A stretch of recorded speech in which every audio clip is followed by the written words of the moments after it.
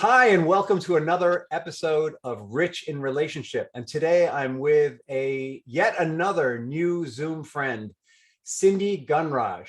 And she is a life coach and a divorce coach who focuses specifically on women with cultural and traditional roadblocks. How are you today, Cindy? I'm fantastic, and thank you for having me on. I'm so excited to meet you and talk to you.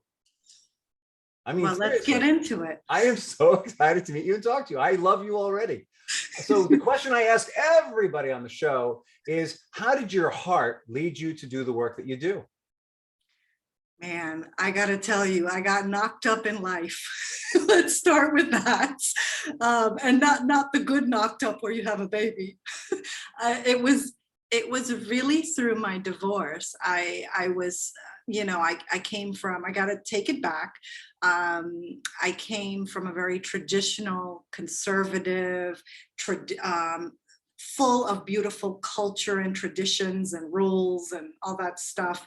I found myself in a traditional marriage, and then it was my divorce, my exit that led me to my passion of creating my business, Stillness Blooms, and helping women through cultural and traditional roadblocks, because I was really faced in a position where I was put in a position to challenge cultural stigma and taboos of leaving your marriage. Uh-huh. And What culture are we talking about? Indian culture. My parents are from the Caribbean, so it's West Indian. My Oh, dad, very cool. Cool mix. yeah. And let me share this. My dad is Christian, and my mom is Hindu. So there was like Nice. a lot going on. We could do a whole show just about how they work that thing out, but Yes. I'm pretending that she was more tolerant of him because she's multi-theistic, but like I'm probably wrong. Let me just tell you, they definitely had a lot of friction, and I would say they are two of my best teachers in life. I got you. Well, I've seen a bunch of those. All right, so it all came out of your own experience and it sounds like you had a sort of cultural clash in your own divorce. Yes, absolutely. I mean, my first book that I wrote was called Winning Your Parents' Approval for Divorce. 7 blessings to leave your marriage, 7 practices to leave your marriage with their blessing. Seven So I ways to leave your literally, lover. what did you say? 7 ways to leave your lover. There's a song. Yeah, it can be Fill out the interpreted. back, Jack. Drop off the keys, Lee. Yeah, it was a rude awakening. I thought I would just easily be supported. Your parents were really the challenge, though.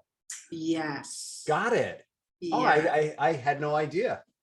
Yes, absolutely. So that is what made it so difficult, because not only was I leaving a toxic marriage and leaving in-laws, I was up against parents that were very unsupportive. Because you should not be doing that. I mean, as a child of a Christian, there would have to be infidelity, or there would have to be abandonment.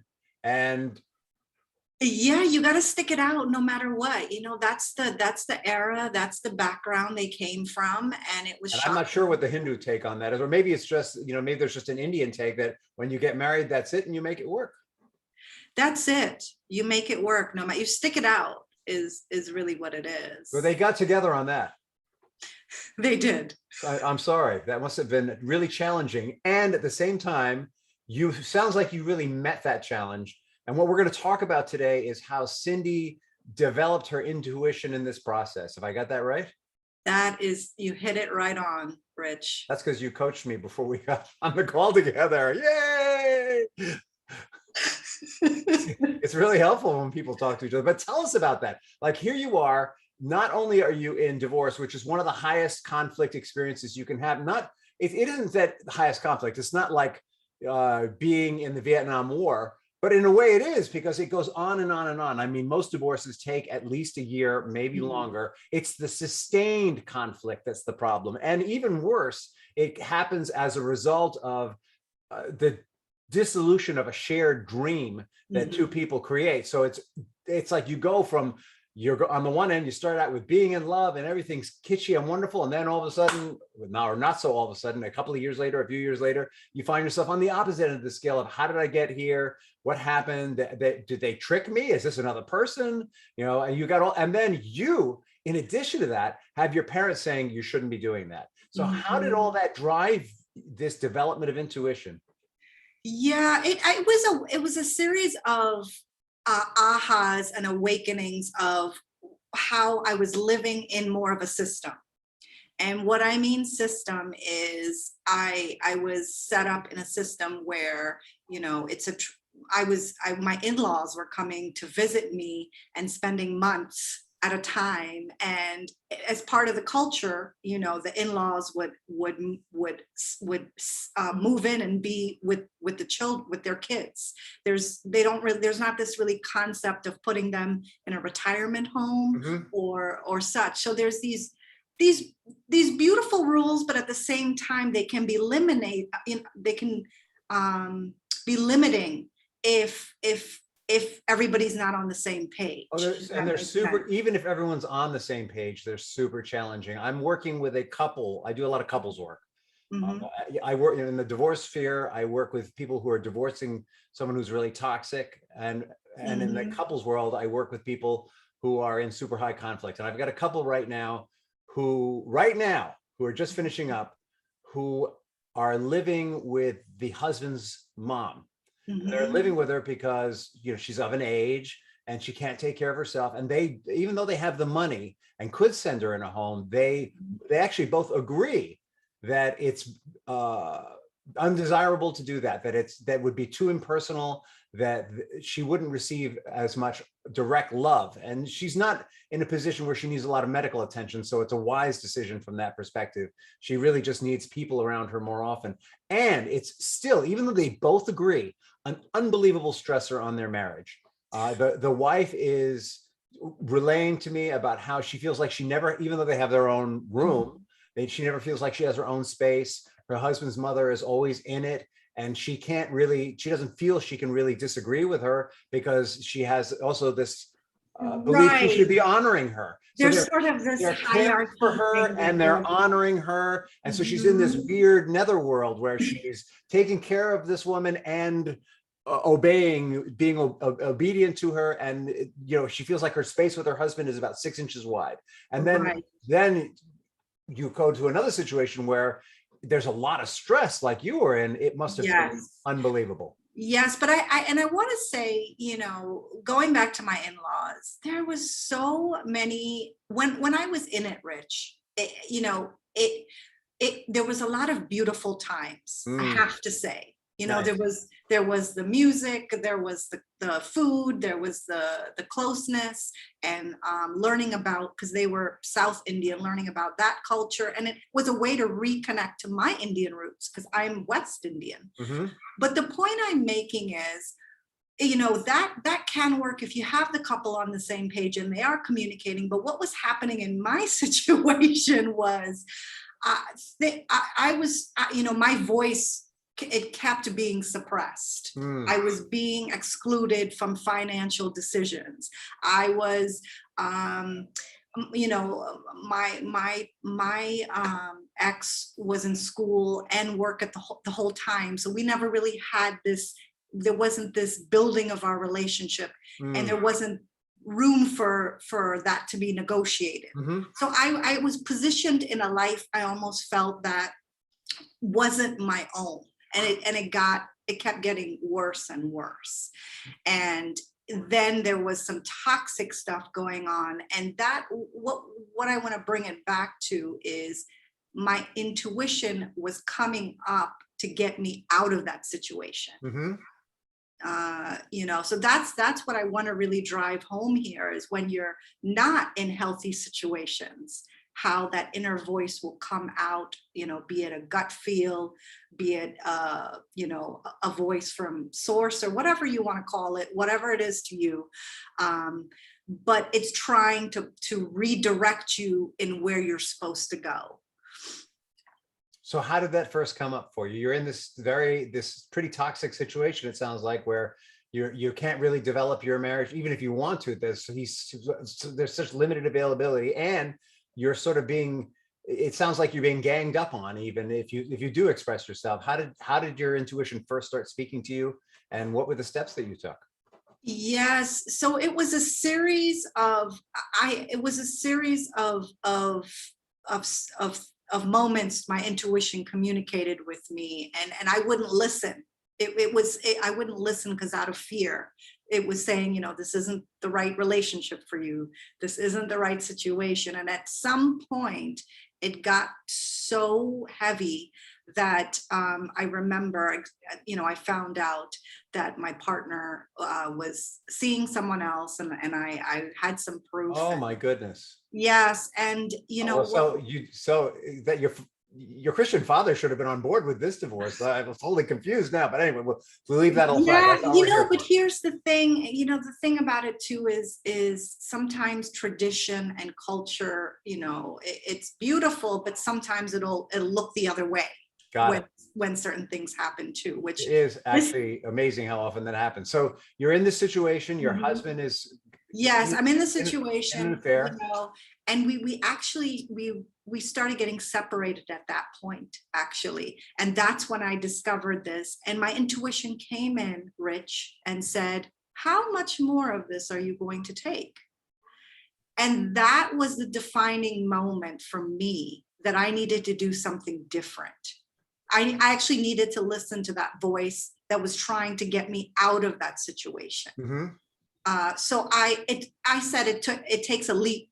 It takes a leap of faith to listen to that voice Truth. first. So that's the first step. And I, after that, I discovered it was rocky to listen to my intuition, because it wasn't so easy. When you do listen, you then have to continue to move forward, right? And some ways I moved forward You was. mean your intuition doesn't give you a whole and complete answer right away? It just gives you baby steps? Exactly. And that's what I discovered, because I have to also mention to you, for my situation, especially what I find with brown women and women that come through these kinds of cultures, our inner voice gets hindered very young, because we're programmed to listen to the elders. We're programmed to help out in certain ways where we don't really get to say, no, I don't want to do that. And then there's certain rules that you follow. When I grew up, is very traditional. Women cooked all the meals, they looked after the house, they looked after the family, and daughters were positioned to help and serve that way. Uh-huh. And so what I noticed, Rich, there wasn't much room for this self-discovery or discovering your inner voice, because the elder women, that was not a route that they went, that they could pass down. And then if the younger women were exhibiting some sort of independence, if you will, opinions and views, and stepping out, it was not, it wasn't really approved, if that makes sense. It's so funny. The irony of this is, I think that a lot of people, let's just put gender aside for a second, a lot of people in, I'm going to call them industrialized Western society, let's call it, have been taught to count on their intellect. Mm-hmm. They may not have cultural restrictions. Instead, they've got a belief that we should really rely on their intellect, even though all the studies show that our intellect follows our feelings. We should really rely on our intellect, and they tend to turn to other cultures to rediscover intuition. And the irony of this is, now you're telling me that in some of those other cultures, the cultures themselves are so restrictive that there may not be as much opportunity for intuition to blossom as one would hope, if you're at least a woman. In my situation, it couldn't be taught to me, because the women were following the cultural constructs, and they were part of, following certain traditions and religious rules, Mm-hmm. right? So where is the space, right? That's that's the work I had to do to see why was this such a block for me. So what I'm hearing in that, and since we're both coaches, I know you're going to get this right away, and you probably have even used this languaging, is that whether it's that you believe that you should be believing your intellect, or whether you should believe you should be following cultural traditions, it's going to be a limiting belief in some way that's really going to inhibit your intuition. Yes. So tell me more. Yeah. So the first step So, is recognize it, listen to it, and act on it, and then. Yes, and I wrote, my second book is called Listen to Yourself, right here. Nice. And it's called Listen to Yourself. That's my favorite picture. By the way, mine too, actually. Yeah, for those who are just listening to the podcast, Cindy just showed me her book, which has this amazing picture of her. She's wearing like this travel hat and a poncho. She looks fabulous. So you got to look up the book and see the picture. And those who are watching the video blog, you've seen it. So I'm sorry I repeated that for you. Okay, yeah, and I will share a little bit about that picture. Okay, one of the things that I learned, I learned what you call my natural process. I talk about this in my book, and it was certain things I was doing that helped me bring out my intuition. And I'm going to give you a snapshot right here. So N is nature's the gatekeeper to our intuition. So when I was going through my separation, I would get my butt out into nature, and I would commune with nature, be it walk in the park, be it sit on a bench and watch a tree, taking baby steps, and then it rippled out into day trips, and then all of a sudden going to Costa Rica for 3 months and Peru for a month to hike Machu Picchu. But that didn't happen overnight. And I was led on a hero's journey to discover my intuition. Nice. And A is acknowledging our intuitive hits. So my intuition was talking to me through, the feelings, the gut sensations, heart, messages from source, God, whatever. I don't get hung up in names, whatever you want to call it. But the point was, I had to start acknowledging my intuitive hits. And T is the intuitive trail is steep. So when I got that message, you need to leave this marriage, boy, was that trail very steep for me, because it was a high conflict. A lot of boulders on the road too. Oh yes. So just because you're going to listen to your intuition doesn't mean it's all sparkly and easygoing. No. Yeah, sometimes we got to do the work. We got to do the work. Which another way is to look at it as, we dug ourselves into the pit. Now we got to climb out. However you want to look at it. Yes, absolutely. I love how you say that, because this was all internal work for me, and I had a support network too. I didn't do this on my own. So T is the intuitive trail is steep. You're met with uncertainty. So all of a sudden, I had 3 things change. I had my living change, my job change, my relationship change. All those things changed, and also social circles changed, relationship with the parents changed. So I was met with uncertainty, and I call it the lotus in the mud, because what was happening there, Rich, was a whole lot of mud was being thrown on me to fertilize me into this beautiful lotus flower of stepping into the woman that I was supposed to become at that stage, right? So it's leaving, for me, it was leaving, a lot of my familiarity and stepping into this uncertainty. And then, so NATUR is revealing the intuitive genius. And I found there's we all have an intuitive genius within us. And I saw there was certain ways to bring that out. And one way was getting out of your comfort zone. Another was being the observer of what is happening to you. And you'll have to read my book to see the other 3. So let me get into, so that's NATUR. I know what E is. It's eat lots of chocolate. No, No? A is next. Oh, it's natural, not nature. And I yeah, wanted the chocolate. All right, so it's Natura, and A is for A is, it goes back to my folks, is accepting border bullies. So mm, what are border bullies? They're people that try to block us from listening to our intuition. They could block us out of fear, out of they're afraid for us, or they don't like where we're going, but, whatever the keeping in mind that very often they do it out of love. It doesn't feel like it at yes. all, but that's where they're Yes, coming because it's from. what they know, Yeah. it's the exactly. And then lastly, this is my favorite one out of this natural process, is living a spiritual practice.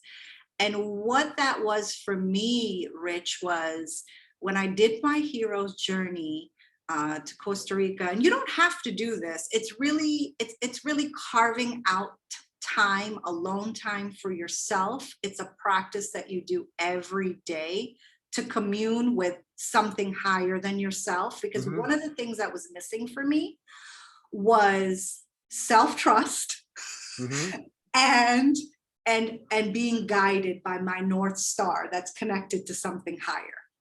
That was huge, right? Because all of a sudden I released looking to authority for approval. I looked outside of a cultural construct for my guidance, and Mhm. that was really huge.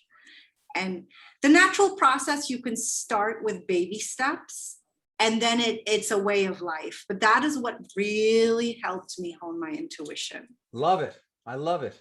And I understand that you have an event coming up that you'd like to share with our audience that might help them in the natural process. I do. I do. So I am having an amazing retreat in Costa Rica called Trusting Your Intuitive I Flow. want to go. I want to go. Come on by. Come I got to on talk my by. wife into it. We've got these kids. It's like that. But tell us more. So it's this beautiful offering in the rainforest. The resort is on 600 acres of rainforest, Sweet.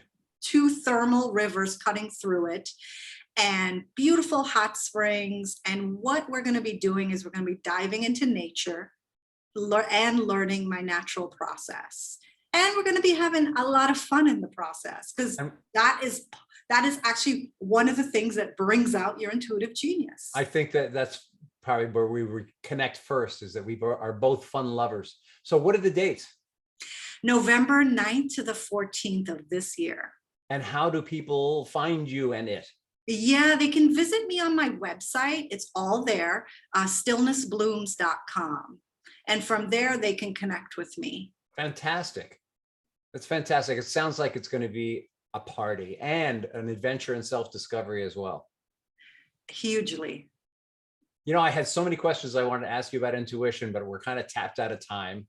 And I love the story. So maybe we'll do another interview maybe. But here's the question I ask everyone when we get to the end of the Rich in Relationship podcast. And that is, what is the legacy that Cindy Gunraj wants to leave behind?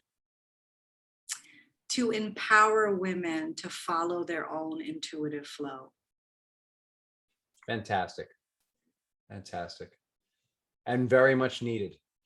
Well, thank you so much. Such a pleasure to have you on the show. And yeah, maybe we'll do this again soon.